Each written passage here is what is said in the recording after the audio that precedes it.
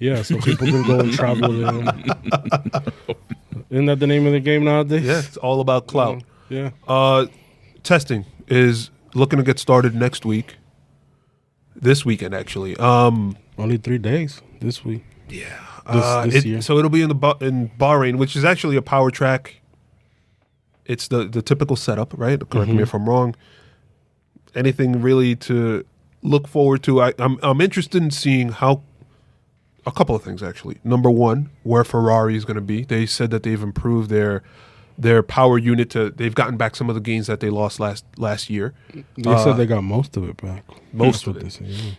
So my only concern is, okay, they got most of it back, right? Is that going to trickle down to Alfa Romeo and to Haas, do we think? I hope so. Yeah, if because the biggest problem with those teams was the engine. They're not great teams aerodynamically, but they were up there when they had a good engine. I mean, at least they were fighting for points. Not every race, but every odd race they were fighting for points. Last season they couldn't even get out of the last 15. Yeah. So I think that'll trickle down. That'll help for sure. We'll see. I don't see Ferrari because they didn't get a chance to change. Obviously, because there was a development freeze. So I don't see Ferrari moving up to like the top 3 again like they were before, but they'll be at the top of the midfield, especially you have 2 young drivers. What do you think? No, I'm actually want to see pretty much the amount of laps the new guys in this team take, but especially Checo. I would like Checo to take a bunch of laps because I want him to settle in that car to show, hey, I deserve to be here. Like we all know he does, but show the public, be there next to Max, not be an Albon on that car. Yeah. And I'm pretty sure he won't be. Right. So there's the Ferrari story. There's the story of all the new teammates, how close they're going to be to their Lando and Ricardo. Carlos Sainz and Charles Leclerc, Sergio Perez and Max Verstappen, like where Sebastian Vettel with Lance Stroll. Yep. Yeah, but we know how that's going to be. Stroll is not going to be anywhere. That to me is one of the stories. If Stroll does good, you should save that as a drop. Oh my god! So we won't save it as a drop. So, well, the Stroll sucks. Yeah.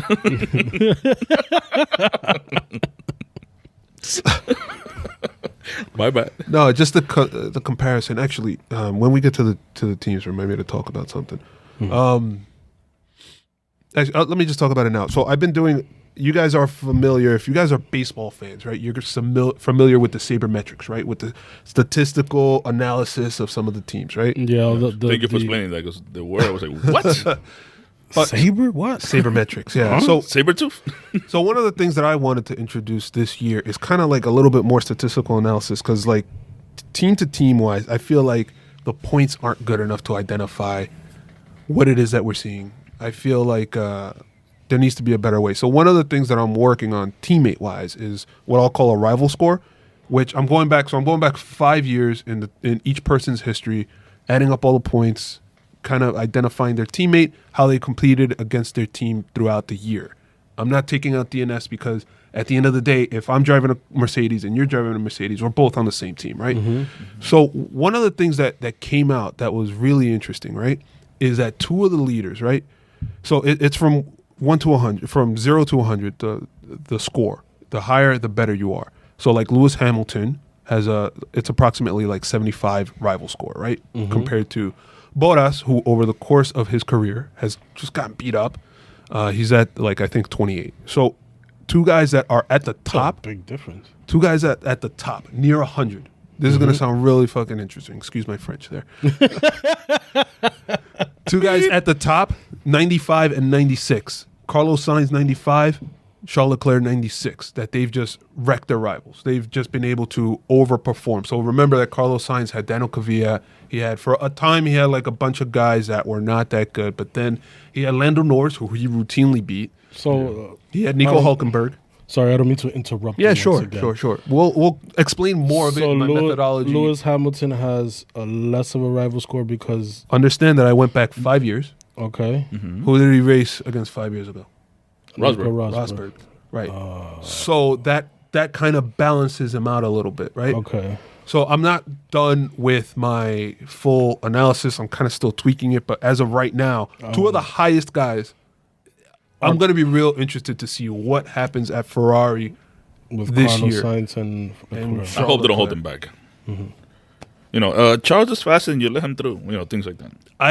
That's gonna happen. Come on, dude. I think that I'm going to be upfront. I think that Leclerc is just a better talent. So we'll see if Carlos Sainz is able to. That's interesting though. That rival score. Yeah. Well, Where'd you get that one? I figured it out, dude. My bad. Damn. Sabermetrics. Yeah. So Well, that's the word, Yhancy. Sabermetrics. in the coming weeks, we'll obviously we'll be talking about testing next week, but maybe we'll kind of work it in as we talk about some of the teams. I haven't fully finished all the teams because it was a busy week, but Jeez, Wells. I know. When do you rest, man? I don't. So there's that. There's like I want to see if Mercedes continues to be far enough ahead of everybody else.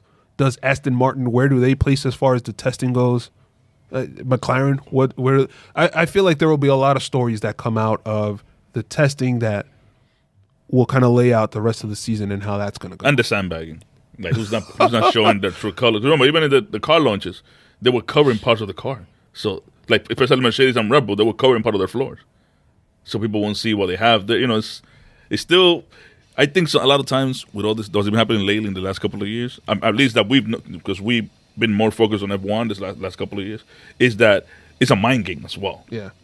It's like a game of hide and seek sometimes. Yeah. I never played it. You were too busy coming up with rival scores. Yeah. With stats, statistical What's the word? analysis. Sabermetrics. Sabermetrics. Baseball. Oh, man. I regret nerding out to you guys. No.